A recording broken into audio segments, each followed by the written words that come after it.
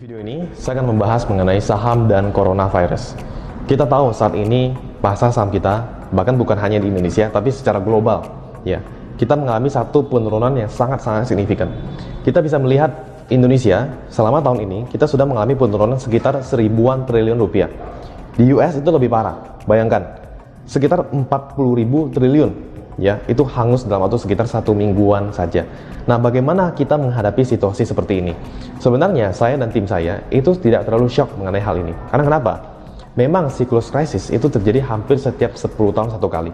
Kita bisa lihat tahun 87, tahun 98, ya, dan tahun 2008. Bill Gates sendiri itu juga sudah mengatakan bahwa kemungkinan akan terjadi krisis dalam waktu dekat. Ya, Warren Buffett kita bisa lihat dari portfolio dia. Warren Buffett itu saat ini memegang cash itu sampai 17.000 triliun cash. 60% dari portfolio dia itu adalah cash, bayangkan. Dan juga kalau teman-teman nonton film Big Short, ada satu karakter yang namanya Michael Burry ini. Si Michael Burry ini dia saat ini juga mengatakan bahwa kita akan masuk ke dalam resesi, ya. Itu dimana tanpa ada pengaruh dari coronavirus, bayangkan. Tapi ternyata di awal tahun kena efek imbas dari coronavirus, akhirnya pasar saham mulai rontok semua. Sebenarnya bagaimana cara kita melewati kondisi seperti ini? Penurunan ini memang membuat banyak orang yang panik karena mereka memegang saham. Ya, untuk orang yang tidak memegang saham, ini satu big opportunity. Gini aja teman-teman, kalau terjadi satu penurunan di dalam saham di perusahaan, ya kan? Kalau kita mengerti betul kualitas dari perusahaan tersebut, harusnya makin turun harga sahamnya itu makin bagus, ya kan? Karena memang ini perusahaan berkualitas. Contoh yang paling gampang adalah seperti kita pengen beli mobil Alphard. Ketika kita pengen beli mobil Alphard, misalnya harga 1 miliar, tapi ketika harga diturunkan jadi 500 juta, kita harusnya happy gitu ya, atau bahkan seharga Avanza. Ya. Beli mobil Alphard seharga Avanza, kita pasti happy selama kita tahu quality dari mobil Alphard tersebut. Nah, perlu kita ketahui bahwa kondisi saat ini, ya, di dalam pasar saham, secara resiko, oke, kalau teman-teman invest saham, itu resikonya ada dua macam. Yang pertama itu adalah company risk. Yang kedua itu adalah market risk, oke?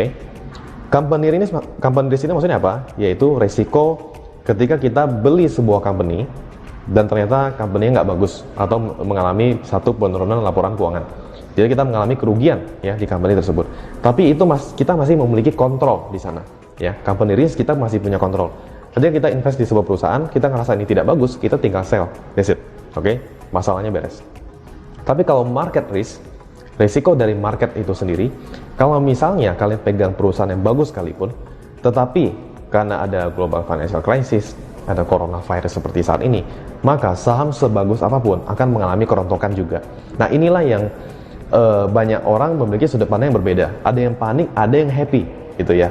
Panik sekali lagi dia tidak tahu apa yang terjadi, dia tidak tahu opportunity-nya di mana. Tapi untuk orang yang happy dengan market risk ini, maka saham-saham yang bagus itu akan menjadi nilainya turun. Turun ini bukan karena pengaruh dari perusahaannya sekali lagi, tapi karena efek dari luar, market risk. Dan market risk, we have no control. Kita tidak punya kontrol, ya. Coronavirus kita nggak punya kontrol. Krisis ekonomi kita nggak punya kontrol. Jadi kalian pegang saham seperti apapun, sebagus apapun akan turun juga. Karena itulah perusahaan yang bagus dan turun, kita jadi punya opportunity untuk invest dengan harga yang sangat murah. Karena mungkin teman-teman yang belum nonton video saya di IGTV saya yang judulnya Timing is Everything, teman-teman boleh nonton itu, Timing is Everything. Pasti nanti mengerti konsep mengenai ini. Semua orang melihat ini sesuatu yang negatif, orang panik. Kita harus melihat ini sebagai satu opportunity untuk kita bisa invest di perusahaan-perusahaan yang berkualitas dengan harga yang murah tapi tidak murahan. Nah, teman-teman, saya mau bagi di sini 2 tips ya. Bagaimana caranya kita invest dengan posisi yang aman lah ibaratnya. Ada 2 tips ya. Dengan kondisi lagi downtrend, pasar saham lagi turun, kapan momen terbaik untuk invest? Apakah saat ini sudah momen terbaik itu? Apakah saat ini kita sudah masuk? Nah, ini sedikit tips. Ada 2. Yang pertama adalah ketika kita invest di posisi yang lagi krisis seperti ini, kalian bisa pelajari historinya 2008 dan 98. Kalau kalian lihat saat itu, ketika lagi downtrend, itu kan turun terus teman-teman. Selama berbulan-bulan, bahkan bisa sampai 6 bulan, sampai hampir 1 tahun, indeks kita bisa mengalami penurunan, downtrend, oke? Dan downtrend kan tidak langsung turun, ada turun, naik sedikit, turun lebih dalam. Kalau uptrend, naik, turun sedikit, naik lebih tinggi gitu ya. Nah, downtrend ini ketika masih dalam posisi downtrend, kita jangan invest ke dalam pasar saham. Jangan dulu, teman-teman. Artinya penurunan ini masih berlanjut. Kita invest ketika mulai ada sideways. Grafiknya sudah mulai jadi sideways. Kalau kalian lihat case yang tahun 2008 ketika terjadi krisis, dia kan turun drastis. Sebelum naik, dia akan ada sideways terlebih dahulu, sekitar 2, 3, 4 bulan. Oke, sekitar 3-4 bulan, sekitar 1 quarter, itu pasar sahamnya tidak bergerak, ya. Jadi naik turun sekitar di harga itu aja. Nah, di titik itulah ketika sudah mulai sideways, kita mulai masuk, teman-teman. Kita mulai invest di sana. Itu tips yang pertama. Yang kedua, tentu kita invest di saham, kita harus invest di perusahaan yang bagus. Nah, di sini teman-teman harus mengerti fundamental. Kita harus bisa invest ke perusahaan yang under value, satu. Dan yang kedua, atau perusahaan yang memang bagus banget atau blue chip nih, tapi harganya mungkin jatuh ke value-nya. Karena perusahaan-perusahaan blue chip itu sangat sulit under value, teman-teman. Karena kenapa? Karena ada brand value. Oke, brand value yang tidak tercatat di dalam laporan keuangan. Itulah yang membuat mereka jauh lebih mahal. Jadi sekali lagi, perusahaan bagus beli di under value, perusahaan yang mungkin super bagus kayak blue chip ini, oke, yang sangat sulit untuk bangkrut ibaratnya, nggak harus under value, bisa kembali ke value kita udah boleh masuk duluan. Dan sistem kita beli itu adalah cicil. Jadi jangan langsung lamsam kita masuk. Karena kenapa? Kita sangat sulit untuk mendetek kapan dia the lowest point-nya.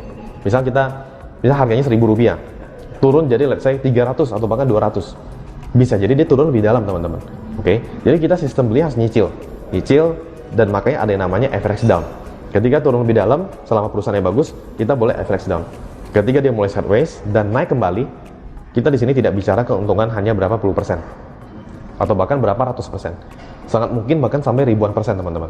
Jadi sekali lagi ini satu big opportunity yang bisa kalian manfaatkan. Tapi dari kondisi seperti ini, teman-teman jangan panik, ya. Sambil kita lihat situasi, kita doakan yang terbaik Indonesia agar coronavirus ini efeknya tidak terlalu bahaya. Dan selama pasar saham ini memang makin turun, kita lihat ini jangan sebagai sesuatu yang negatif. Sekali lagi, kita lihat ini sebagai sesuatu yang positif, satu opportunity untuk kita masuk. Ya, semoga di video ini memberi manfaat kepada kalian semua, dan